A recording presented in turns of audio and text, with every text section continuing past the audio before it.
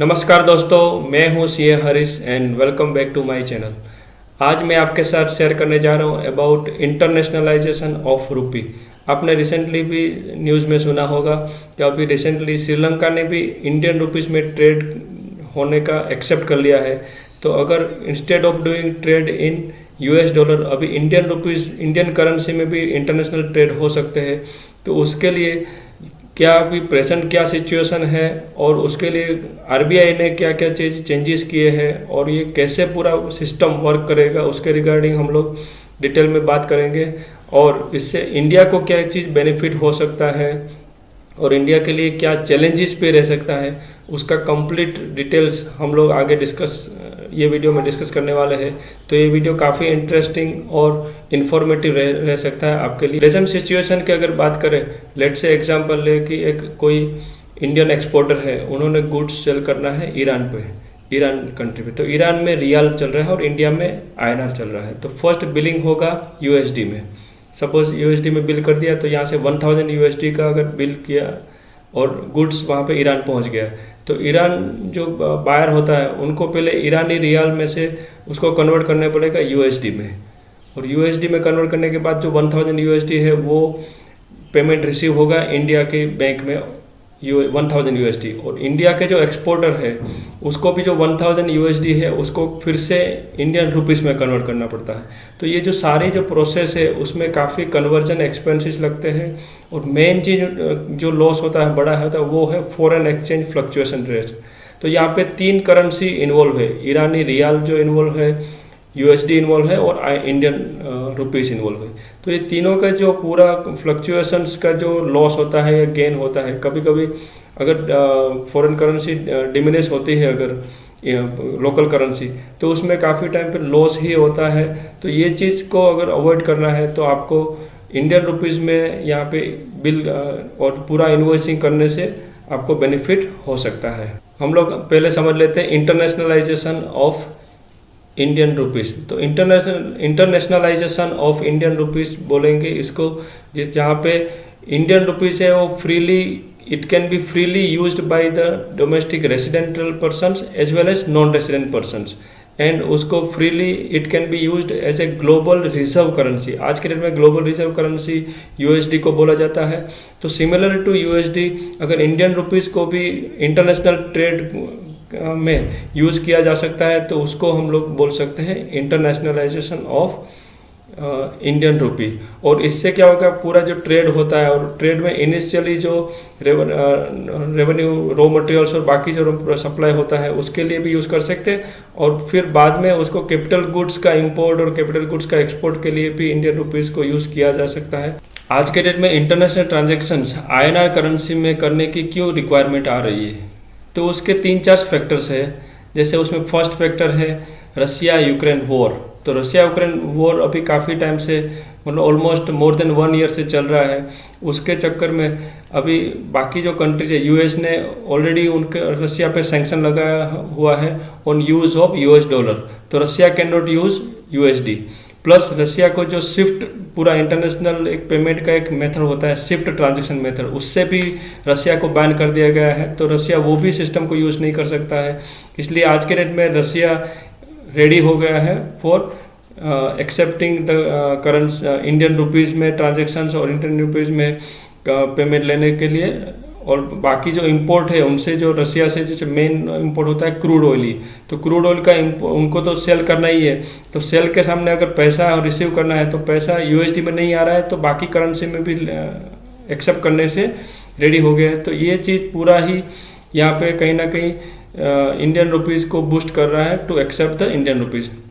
Second जो point है वो है श्रीलंका क्राइसिस। श्रीलंका में भी आपने देखा होगा कि काफ़ी सारे क्राइसिस चल रहे हैं, और आज के डेट में श्रीलंका के पास यूएसडी करेंसी जो होना चाहिए वो उसका रिजर्वेशन पूरा 0 ही हो गया है। तो यूएसडी, अगर श्रीलंका को कुछ भी इंपोर्ट करना है और उसका पेमेंट यूएसडी में करना पड़ सकता है, तो यूएसडी ना होने से वो पेमेंट ही नहीं कर पा रहे, और पेमेंट नहीं करने से उनका इंपोर्ट रुक रहा है। तो उस सिचुएशन को टैकल करने के लिए श्रीलंका भी अभी एक्सेप्ट हो गया है कि वो पेमेंट जो करना है वो आईएनआर में पेमेंट करेंगे, और आईएनआर करेंसी में वो बिलिंग एक्सेप्ट लेने के लिए एक्सेप्ट हो गया है। थर्ड जो रीज़न है वो है ट्रेड डेफिसिट ऑफ इंडिया, क्योंकि इंडिया की भी ट्रेड डेफिसिट को अगर कम करना है, हालांकि इंडिया के पास सफिशेंट आज के डेट में यूएसडी का जो रिजर्वेशन है वो सफिशेंट है, मगर वो अगर पूरे जो ट्रांजेक्शन्स को टेकल करना है और जो ट्रेड डेफिसिट होता है, क्योंकि आपका इंपोर्ट है वो ज़्यादा है कंपेयर टू एक्सपोर्ट, तो एक्सपोर्ट से इंपोर्ट ज़्यादा होने से नेचुरली डेफिसिट आएगा, और वो डेफिसिट को मीट करने के लिए आपको काफ़ी सारे वे आउट सोचने पड़ेंगे। उसमें से एक ये हो सकता है कि आप ट्रांजेक्शन्स आईएनआर करेंसी में चालू कर दो।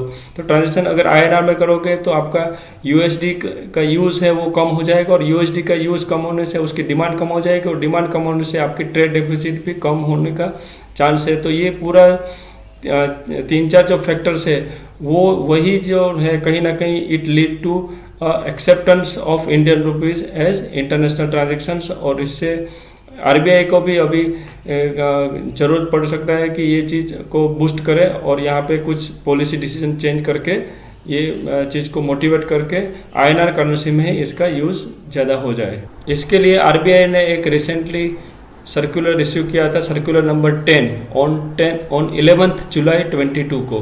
तो ये सर्कुलर में पूरा प्रोसीजर्स पूरा एक्सप्लेन किया हुआ है, और उसमें क्या क्या रिक्वायरमेंट रह सकता है to make transactions in INR currency.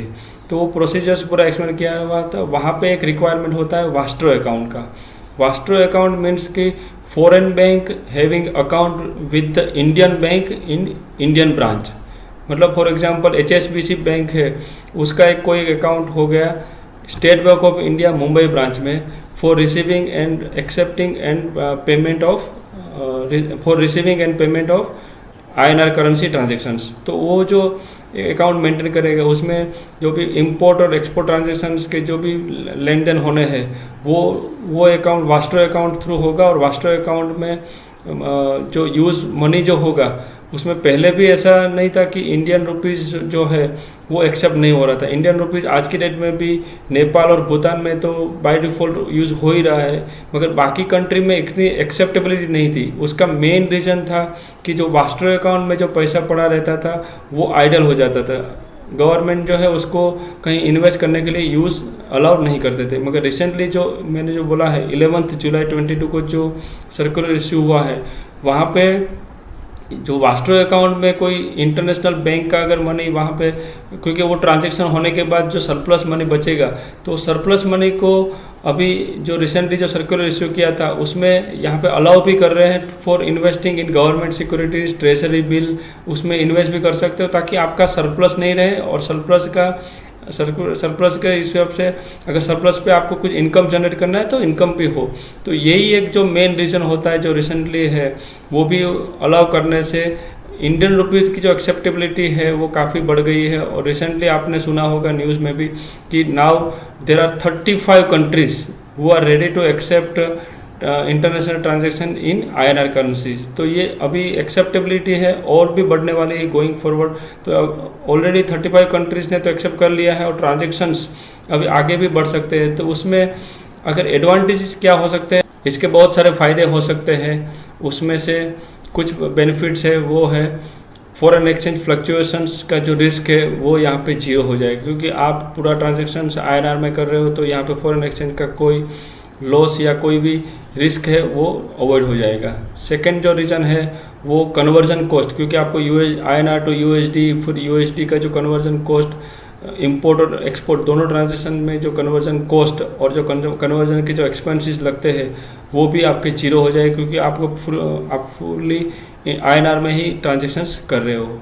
Next benefit है वो है इंडिया की ट्रेड डेफिसिट। उसको भी अगर कंट्रोल में करना है तो आपको यूएसडी का यूज़ है वो कम करना पड़ेगा, और यूएसडी का यूज़ कम करने का एक ही रास्ता है कि आप अपने ट्रांजैक्शंस है इंटरनेशनल ट्रांजैक्शंस उसको आईएनआर में ही करना चालू कर दो। तो उससे क्या होगा कि डॉलर की डिपेंडेंसी भी कम हो जाएगी, और डॉलर की जो डिपेंडेंसी कम होने से उसकी डिमांड कम हो जाएगी, और डिमांड कम होने से उसकी रिक्वायरमेंट कम हो जाएगी, और रिक्वायरमेंट कम होने से जो ट्रेड डेफिसिट है आज की डेट में वो भी कंट्रोल हो सकते हैं, और उसमें भी आपको मिनिमाइज कर सकते हैं। और इंडियन रुपीज़ है उसको भी आपको अगर इंटरनेशनली एक्सेप्टेबल बनाना है तो कहीं ना कहीं आपको इंडियन करेंसी में भी ट्रांजेक्शन करना पड़ेगा। उससे क्या होगा कि फॉरेन में और बाकी जो ग्लोबल एक एक्सेप्टेंस होना चाहिए रुपये का वो भी इंक्रीज़ होगा, और लॉन्ग टर्म में ये काफ़ी अच्छा बेनिफिट्स यहाँ पे हो सकता है। इमीडिएटली शॉर्ट टर्म में नहीं होगा, मगर लॉन्ग टर्म में उसकी जो इंडियन रुपीज़ की स्टेबिलिटी है वो भी इंक्रीज़ होगी। और आज के डेट में जो इंडियन रुपीज़ डिमिनिशिंग हो रहा है, जिस हिसाब से जिस स्केल में डिमिनिशिंग हो रहा है, वो डिमिनिशिंग का भी रोकने के लिए आपको एक्सेप्टेबिलिटी और उसकी स्टेबिलिटी इंक्रीज़ करने के लिए INR करेंसी में ट्रांजेक्शन करने से आपको ये चीज़ लॉन्ग टर्म में काफ़ी अच्छे बेनिफिट्स दे सकते हैं। INR ट्रांजेक्शन में इंडिया के लिए कुछ चैलेंजेस भी फेस करनी पड़ सकती है। उसमें 3-4 चैलेंजेस है। उसमें फर्स्ट जो चैलेंज है वो है कि इंडिया के पास सफिशेंट कैपिटल नहीं है to meet the expansion project. अगर एक्सपांसन प्रोजेक्ट और आपके कैपिटल प्रोजेक्ट्स को फाइनेंसिंग करने के लिए आप नेचुरली इंडिया का जो सफिशेंट जो इंडियन रुपीज़ है वो सफिशेंट नहीं है, तो आपको फॉरेन इनफ्लो पे ही डिपेंड हो, और फॉरेन इनफ्लो और फॉरेन करेंसी पे ही आपको डिपेंड है अभी आज के डेट में।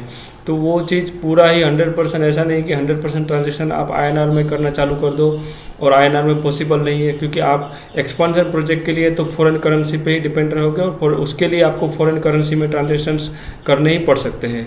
सेकेंड जो चैलेंज है वो है, अगर आप INR करेंसी में ट्रांजेक्शन करना चालू कर दोगे तो नॉन रेसिडेंट जो लोग होंगे उनके पास INR चला जाएगा, और उनके पास सफिशेंट INR बैलेंस रहने से वो लोग इंडिया की जो एसेट्स है या इंडिया का जो इन्वेस्टमेंट उसमें इन्वेस्टमेंट करना चालू कर देंगे। तो ये एक चैलेंजेस भी हो सकता है कि इंडिया की जो सेल्फ सफिशेंट है वो भी ख़त्म हो जाए और इंडिया की जो एसेट्स है वो नॉन रेसिडेंट के हाथ में चले जाए। तो ये ग्लोबल भी एक चैलेंज हो सकती है from country point of view, और रिस्क भी हो सकता है कि आपके जो एसेट्स है वो नॉन रेसिडेंट के हाथ में चला जाए और उससे आपकी जो स्टेबिलिटी है वो भी उसके ऊपर भी खतरा आ सकता है।